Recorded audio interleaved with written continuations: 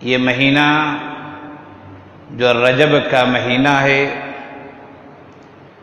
تاریخی اعتبار سے ایک اہمیت رکھتا ہے،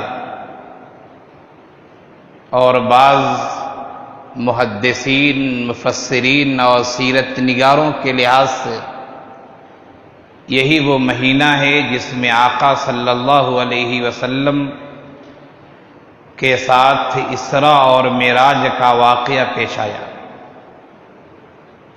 سیرت کا انتہائی اہم واقعہ ہے۔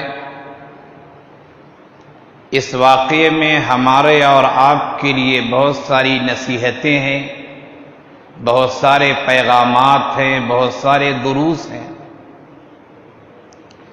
اسراء اور معراج کا واقعہ تفصیلی واقعہ ہے، اور اس موضوع پہ اگر گفتگو کی جائے تو گھنٹوں بعد بھی یہ موضوع ختم نہیں ہو سکتا ہے۔ موضوع کی اہمیت کو دیکھتے ہوئے اور حالات حاضرہ کو دیکھتے ہوئے میں نے اس عنوان کو 3 حصوں میں بانٹا ہے۔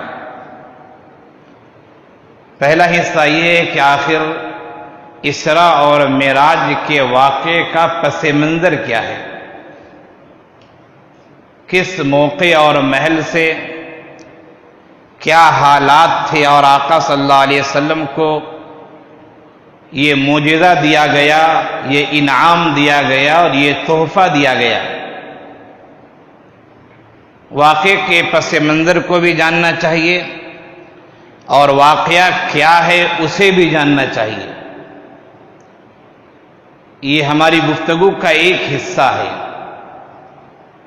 دوسرا حصہ یہ کہ آخر اس لمبے سفر میں آقا صلی اللہ علیہ وسلم نے بہت ساری چیزوں کے مشاہدات کیے ہیں، بہت ساری چیزوں کو دیکھا ہے، سنا ہے، سمجھا ہے اور جانا ہے۔ 7 آسمانوں کی زیارت کی، 7 آسمانوں پر انبیاء کرام سے ملاقات ہوئے، اور بھی آپ نے مختلف چیزوں کا مشاہدہ کیا۔ آخر وہ کیا تفصیلات ہیں اور کون سی باتیں ہیں اور کون سے مناظر ہیں آقا صلی اللہ علیہ وسلم نے جن کا مشاہدہ کیا۔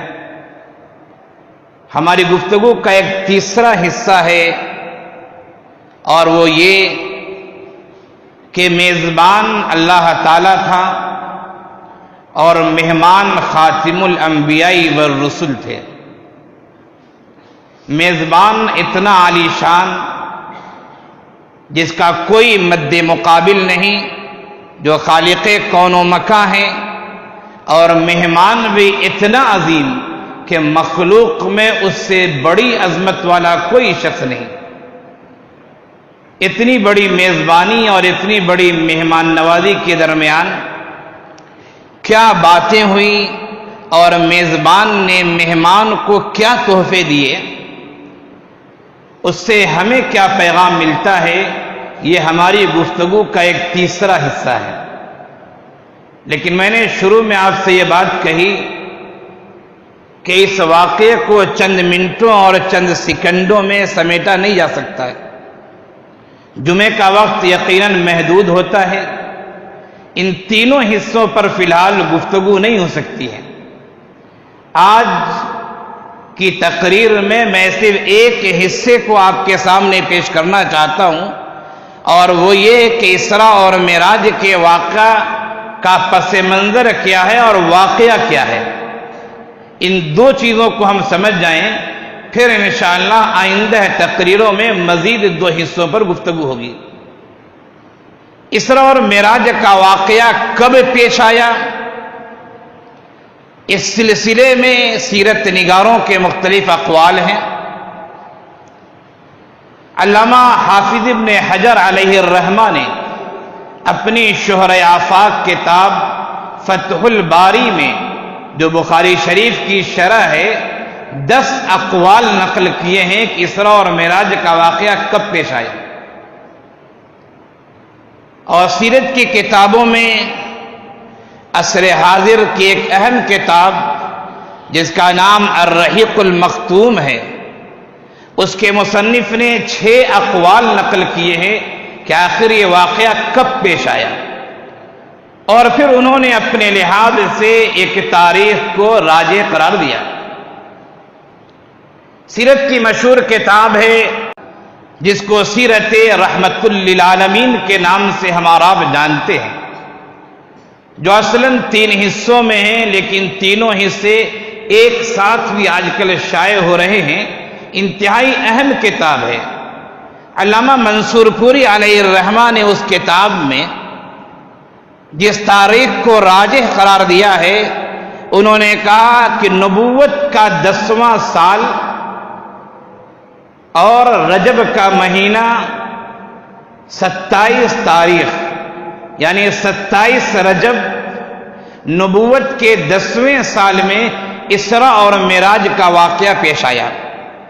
اسے سیرت رحمت للعالمین کے مصنف نے راجح قرار دیا ہے، لیکن دیگر سیرت نگاروں نے اس بات سے اختلاف بھی کیا ہے۔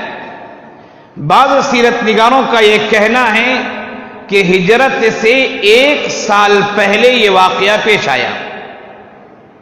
بعض سیرت نگاروں کا یہ کہنا ہے کہ ہجرت سے 1 سال اور چند ماہ پہلے یہ واقعہ پیش آیا۔ خیر، اس بات پر سب کا اتفاق ہے، 1-2 لوگوں کو چھوڑ کر، کہ یہ واقعہ سن 10 نبوی میں یا 11 نبوی میں یا 12 نبوی میں پیش آیا ہے۔ تقریباً لوگوں کے جو اقوال ہیں اور راجح اقوال ہیں وہ انہی 3 سالوں میں گھومتے ہیں۔ آخر یہ 3 سال کیسے ہیں اور اس سے پہلے کیسے ایام گزرے اور کیسے سال گزرے، ہم اگر اس کی اہمیت کو سمجھیں تو پھر اس واقعے کو سمجھنے میں آسانی ہوگی اور ہم اس کے پس منظر سے واقف ہو جائیں۔